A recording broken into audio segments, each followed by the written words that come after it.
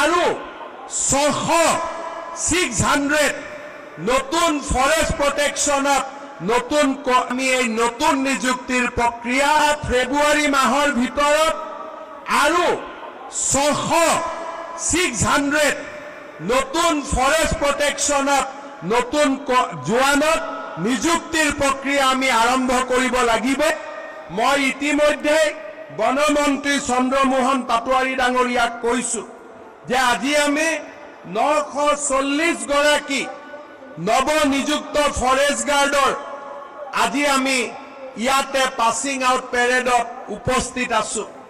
অহা ফেব্ৰুৱাৰী মাহৰ ভিতৰত আৰু 600 নতুন ফৰেষ্ট প্ৰটেকশ্যনত নতুন জোৱানত নিযুক্তিৰ প্ৰক্ৰিয়া আমি আৰম্ভ কৰিব লাগিব, যাতে প্ৰতি বছৰে আমি এনেকৈ এছাম নতুন যুৱকক অসম ফৰেষ্ট বেটেলিয়নত আমি আদৰণি জনাব পাৰোঁ।